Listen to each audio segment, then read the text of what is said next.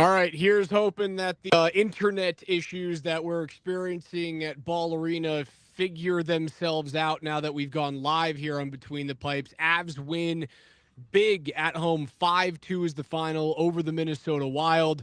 And I unfortunately don't see and I don't hear my partner, Mark Springer. However, he hears and sees me on his end. Such is the plight of utilizing an internet stream that I don't directly control. I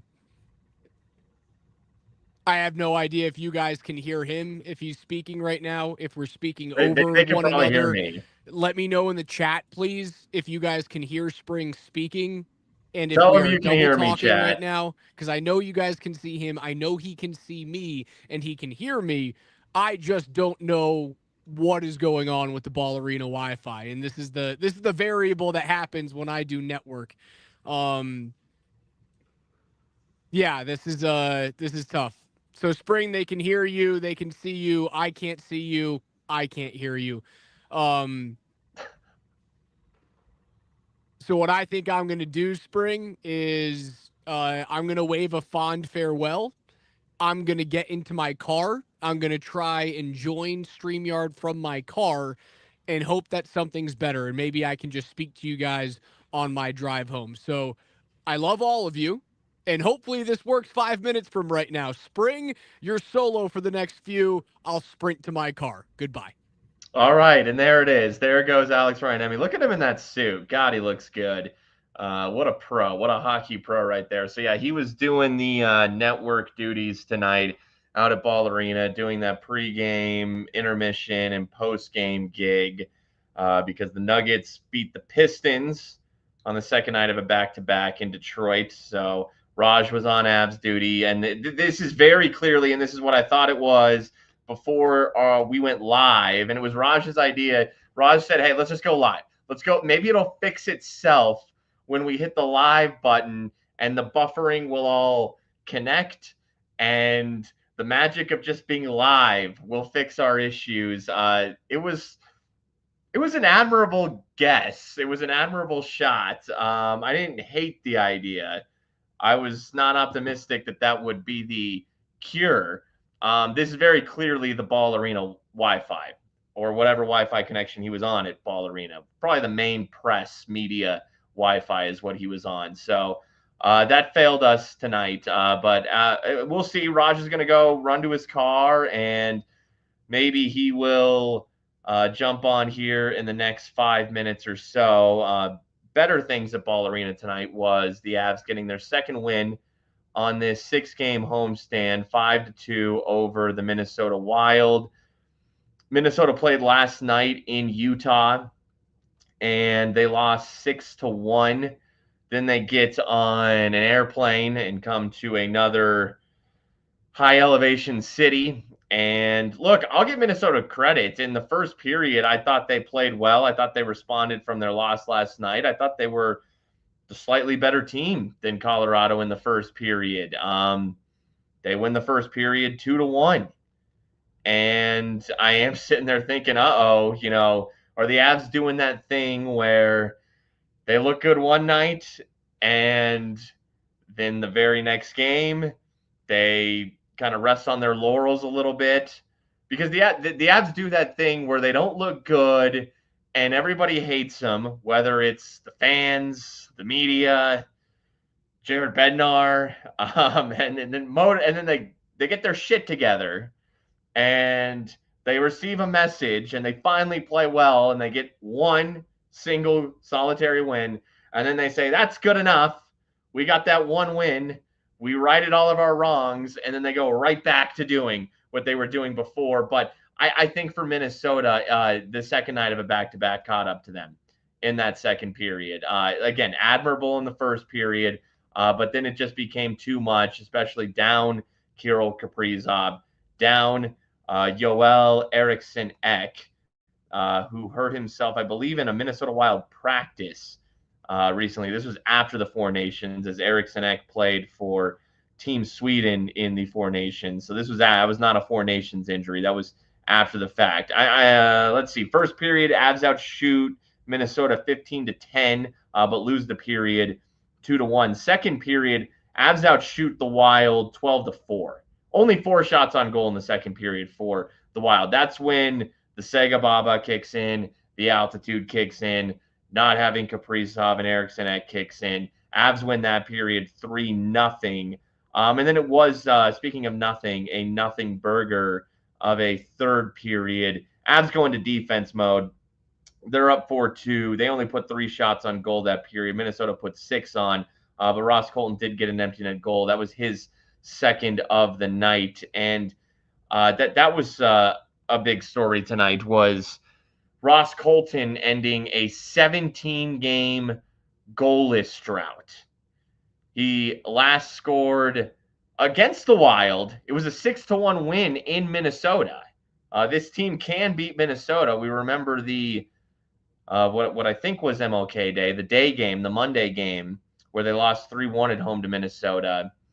And it was a very uninspiring performance. Well, the Avs can beat the Wild. They did it on January 9th. They won 6-1, and Ross Colton scored. Ross Colton hasn't scored since until tonight. He gets 2, including an empty netter. So the goalless drought, 17 games, ends for Ross Colton. Yoel Kiviranta assisted on that goal. He had the defensive play in the defensive zone, and then found a cutting Oliver Shillington, who ultimately fed Ross Colton in the slot. But Yoel Kiviranta was on a 7-game pointless drought. No points in the last 7 games. No points in the month of February for Kiviranta, but he got his first point of the month there, as he's now playing on the third line these past couple games with Ross Colton and Jack Drury, who I guess Jack Drury has been the best bottom 6 Avs player. If you're just going based off of goals, points, that brand of production, that's Jack Drury's 3rd goal as an Av. He scored 2 in those 2 New York games, one against the Rangers, one against the Islanders. Still disappointed that Connor McGahey did not say uncle when Jack Drury scored in his uncle's building, Madison Square Garden. Chris Drury, the GM of the New York Rangers. But yeah, Jack Drury gets his 3rd goal as an Av. That's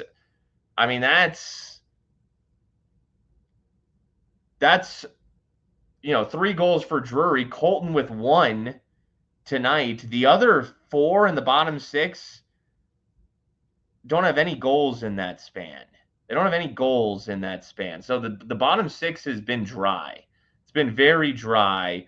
Miles Wood on Wednesday ended a 12-game pointless drought. No points in the last 12 games. That extends back to November, though, because Wood has missed time. No goals in that stretch for Miles Wood. Logan O'Connor did have a goal on Wednesday against the Devils. That ended a 13-game stretch with no points for Logan O'Connor. So it's been rough for the bottom 6 of late, but it gets a little right tonight with 2 Ross Colton goals and a Yoel Kiviranta assist and a Jack Drury goal. So there you go. Bottom 6 was good tonight. Val Nichushkin scores the Avs' first goal tonight. It was on the power play, and I've been curious what they would do with the power play. Would they put Val back on power play 1? He came back and started on power play 2, at least in the New Jersey game. But here on this power play, I believe that was the first power play tonight for Colorado, and it was. Nichushkin was on power play 1.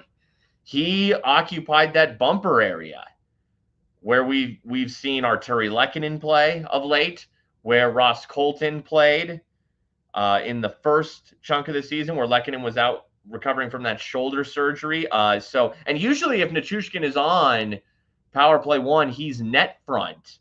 But he played in the bumper tonight because Marty Necas is this floater on the power play who will oftentimes occupy the net front area, where Nichushkin was playing before he got hurt and before Necas was even an Av. So here we see Nichushkin in the bumper area, and he scored one of those quick little one-time shots in that area where we've seen Lehkonen score many times, Ross Colton score many times this season. Nichushkin, even though he's been more of a net front guy for the Avs, has the hands, to handle those situations as well, to handle that responsibility and that role as well. Man, I just love his size. I want him on power play one. So even if Val's not the true net front guy, I'm fine with him in the bumper. I see Alex Ryanemi in his car. Do I have to bring you in, Raj? Is this what has to happen here? Okay, yes, there he is. Alex Ryanemi. How horrible is my audio right now? What was that? I said, how horrible is my audio right now? It's doable. It suffices. Look, the Avs had to fight through one this weekend. We're going to fight through one tonight. There will be better days ahead. It's doable. Yeah, just an absolute nightmare from an internet standpoint. So I had to sprint out to my car. If you guys can see, Ball Arena is all the way over there. And I'm in the corner of a very dimly lit and sparsely populated media parking lot.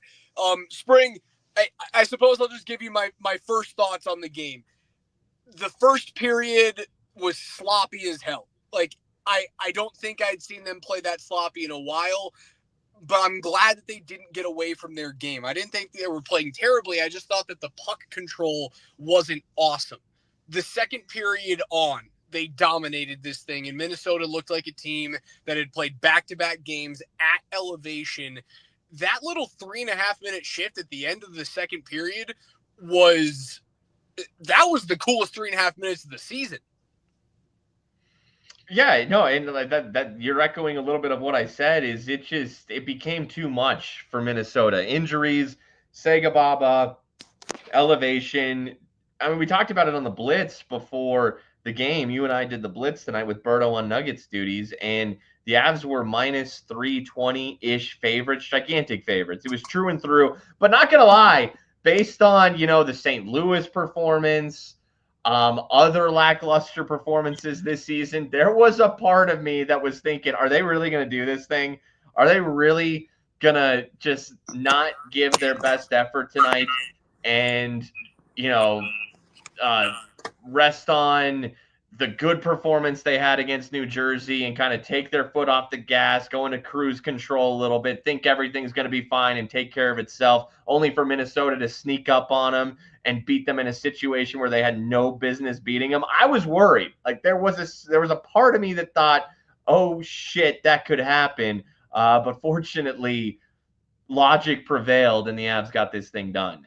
Yeah, you had to find a way to even that score at 2. I was sitting next to DMAC. I got kicked out of the radio booth because apparently I'm bad luck. The Avs were down 2-1 to a team that they shouldn't have been down 2-1 against after 20. So then I watched the second period with DMAC. The Avs score 3 goals. They go up 4-2. They end up winning the game 5-2. I told him, I go, if you tie this game at 2, you win. And I think you win easily. Philip Gustafsson, man, did you realize he just fell to 1-7-1 all time against the Avalanche? That's a goalie that does not play well against this team. I think the Avs know it. They pepper him.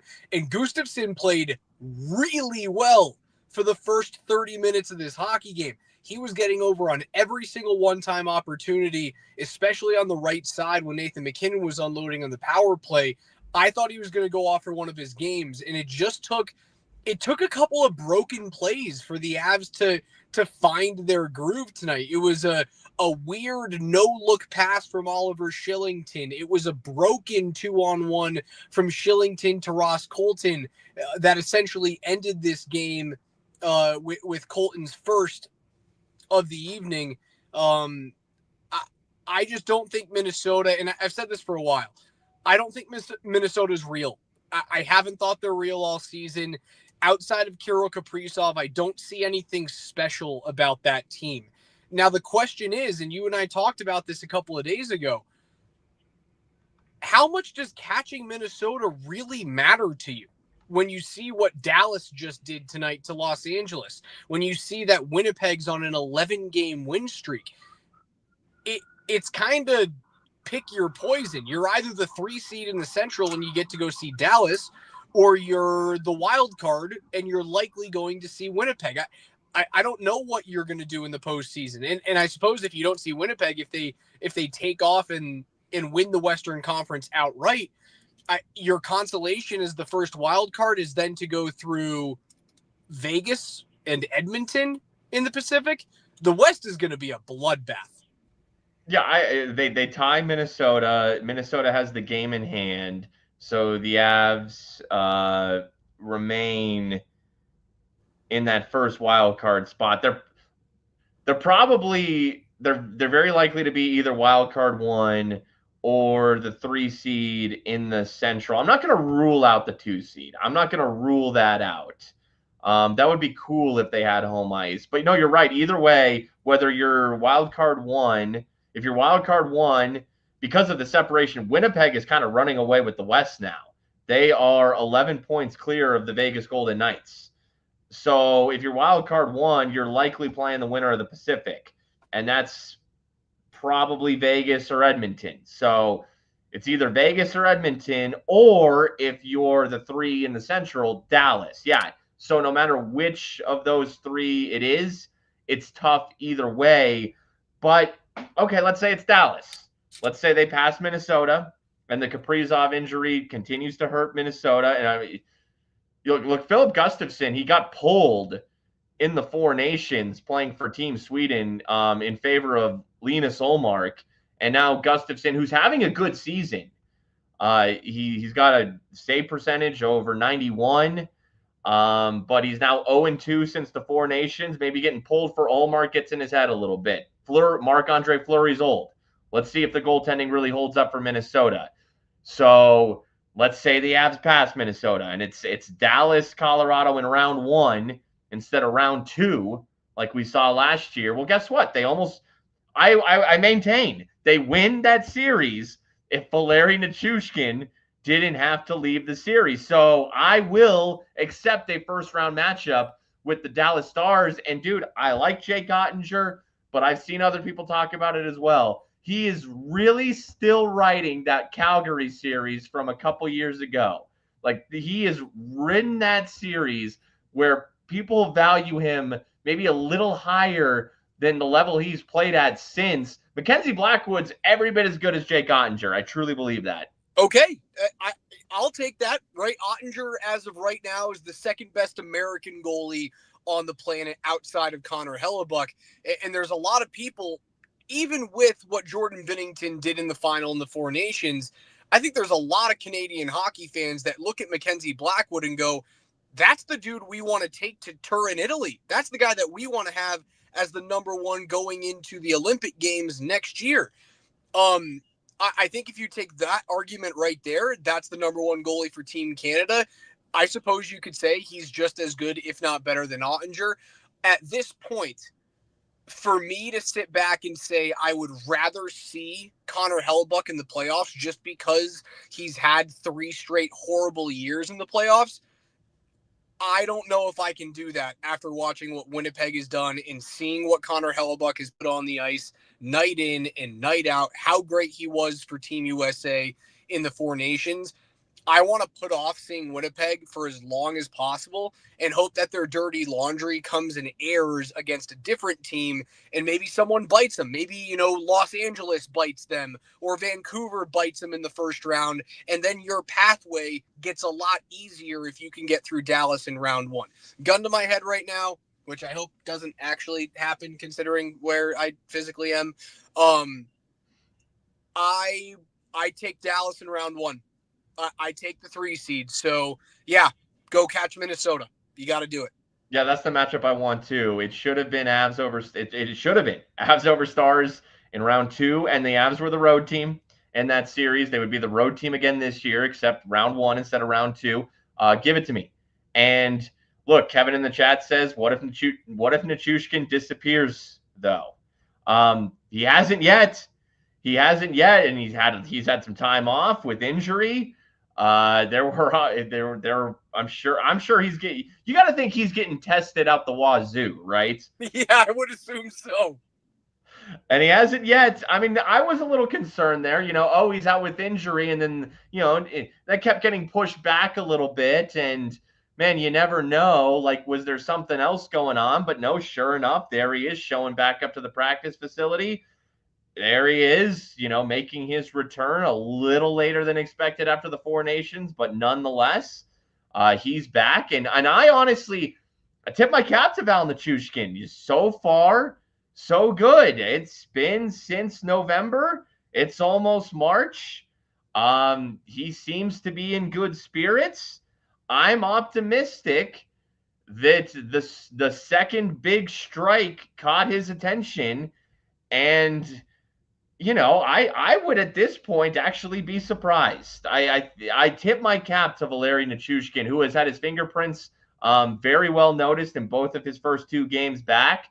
So far I choose to salute him for what appears to be straight and narrow behavior. Yeah, the Nichushkin situation, I'm not going to tell anyone how to feel about it. I think that after 2 straight years, the fan base has the right to hold their own judgment, right? Whether or not you think he's going to be able to hold on and stay completely clean and be there for his team, or stay healthy, even if you bring the off ice issues out of the conversation. Staying healthy is a big thing for him, obviously, this year. I'm not going to tell you that you have to turn a blind eye to it. You don't have to. There is nothing that I can say, nothing the team can say, nothing that Val can say or do that will completely remove that monster from the closet. Is the closet door shut right now for me? Yeah, it is. But I don't know what's behind it. The fan base doesn't know what's behind it. And that closet door may always stay shut. I'm choosing to say that the door is staying shut. But I'm not gonna try and tell the fan base that like it's something you shouldn't worry about, because history has told you it is something that you have to be worried about. Now, do I think that means that like you have to go out and get an insurance policy for Val Nichushkin? No, I don't. I think that's overstepping. I would rather utilize those assets to go out and get a true second pairing defenseman, or if you don't believe in Casey Middlestat, try and upgrade it to C. You have $4.1 million, or just north of 4, maybe 4.7 is what you have going into next Friday's deadline. I would not use that money on the, oh no, what if Val isn't here type of situation. I would fill holes that are active right now, not holes that could become active.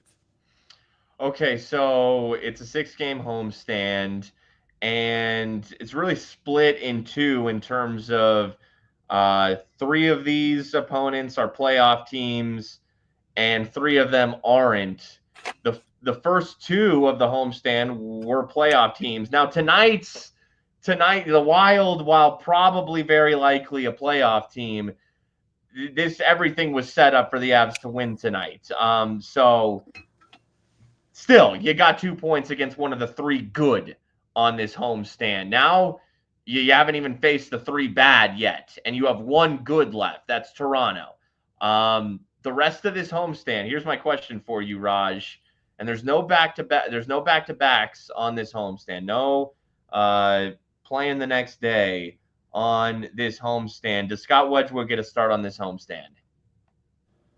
I could see him starting any one of the Chicago or San Jose games. I could see him starting one of those 2. There's no reason not to give him a start. Like, he wasn't the reason why you lost over the weekend. I think we talked about that pretty heavily, that the goaltending was fine, that the defending was fine. It was just the fact that he had a power outage and guys didn't really show up. And lo and behold, tonight, look at the secondary scoring, look at the depth scoring tonight. It was amazing. I would start Blackwood on Tuesday against Pittsburgh. They're the most dangerous team of those 3.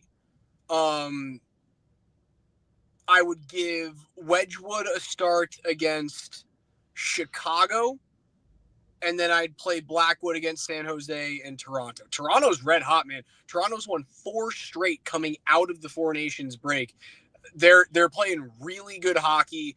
Wedgwood should get a start, though. You don't want to run Mackenzie Blackwood into the ground at this point. You do need wins, but I don't think you need to start all 6 with him, especially that you get these 3 days off, right? Like, you can play him at 100% capacity and then give him a night off so that you put him back out at 100% capacity for another 2 points. Yeah, this is an interesting week. Tuesday against Pittsburgh, so I mean that's Sidney Crosby, all of that. Coming to Ball Arena on Tuesday. Then Thursday night, you're hosting, Macklin Celebrini and the Sharks, and that game's going to be on ESPN. It's on national TV, so there's that little aspect to it. And then Saturday against Toronto, that's hockey night in Canada. It's a 5 p.m. Mountain start. I assume that's hockey night in Canada. That's Austin Matthews and Mitch Marner, who we saw in the Four Nations, against Nathan McKinnon and Cale Makar and Devon Taves, who we saw in the Four Nations. So that's a big-time star-powered matchup on Saturday. But before we get to any of that, I mean, Pittsburgh on Tuesday. I mean, is it just Sidney Crosby watch start to finish? I mean, just let's just pound the narrative. Like, why not? Like, let's just speak it into existence and make it even if it's nothing, let's make it a huge deal. Let's do it. There were a lot of NHL pro scouts in the building tonight, up in press row. There was not a Pittsburgh scout. There was a Chicago scout, Detroit, Ottawa, and Winnipeg were all in the building watching tonight's game. Whether it was trying to see players on the ice that they might want to trade for, maybe Winnipeg's there just pre-scouting for the playoffs, as a lot of teams start to do in person at this point in the year. I did not see a Pittsburgh representative at the rink. That doesn't shock me. Well, you want to know what representatives are going to be in the building on Tuesday night? The Pittsburgh Penguins. Like all of them. The whole organization. Yeah, it is, dude. It's Crosby watch for me. I will try and speak that into existence as much as humanly possible. It's still a pipe dream, but like, dude, the Penguins are horrible.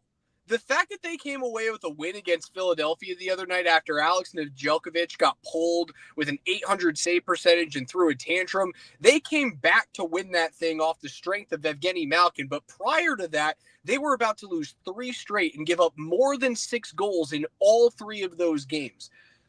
Pittsburgh's a dumpster fire. They're looking to trade Erik Karlsson. You and I talked about that 2 nights ago. Sidney and Nate will talk pregame. I'm sure there'll be like a little bit of a shin tap at pregame skate. You should talk about it. It's not going to happen, but we should talk about it. I'm going to the game. I'm not taking any chance to pass up seeing Sidney Crosby. I'll do that. I'll scream it from the rafters. He's going to be in the building the Tuesday before the trade deadline, which is on Friday.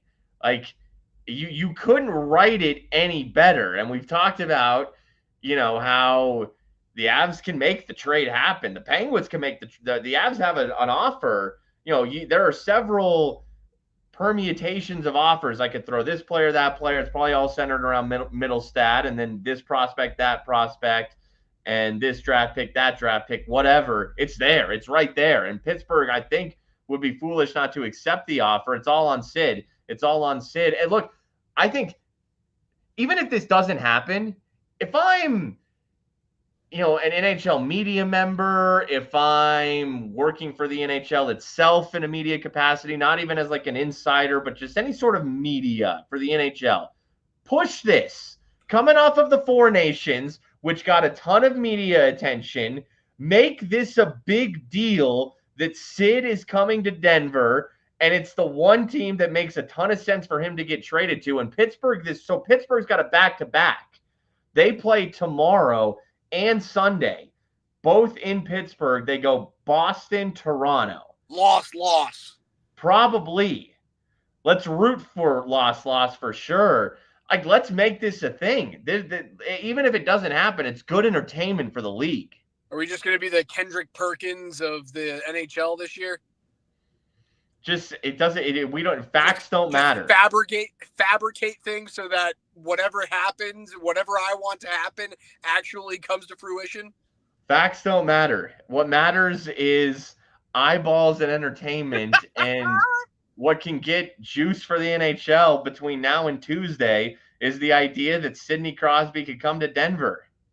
Well, the good news is I'm going to go to that game, but I will leave with 10 minutes to go in the third period and hightail it home so that I have a stable internet connection so we can actually do this show the right way.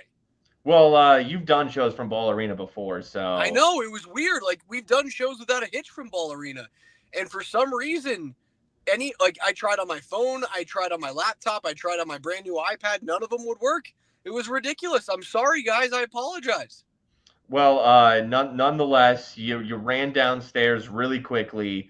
I killed no time at all there before you joined the show. So, hey, speaking of that, man, it is Friday night. You're in your car. We got the Penguins on Tuesday. Let's leave it at that. Let's leave it at Sidney Crosby watch until Tuesday night. And man, I hold Sid hostage at Ball Arena. Raj, if you want to help out with that, if you want to tie him up a little bit, hey, just a little bit. If you see him in the hall, Just you go have my tackle blessing. him, put him into my trunk. You have my blessing. Hey, I'll do whatever I can to help the team. I'll tell you that for free. I'll do whatever I can to help the program and help bring Sidney Crosby to his rightful home. No, it's not Pittsburgh. No, it's not Cole Harbor. It's right here at Ball Arena in Denver. Spring, I appreciate you guys. Thank you for hanging out with us through the technical difficulties. Again, we apologize for it. It was unforeseen. Tuesday will be much, much smoother. But big win, Spring. Thanks for holding down the fort, and I'm gonna drive home and have a whiskey and go to bed. Good deal, man. All right, get home safe. You got a little head start. You're already in your car. So we will talk to everybody, all of you. Thank you for tuning in tonight on this Friday night. Tuesday after Avs Penguins. Hopefully the Penguins lose 3 straight between now and then. And Sidney Crosby is questioning all of his life's decisions after that game. Raj, I'll see you Tuesday night, man. See you guys.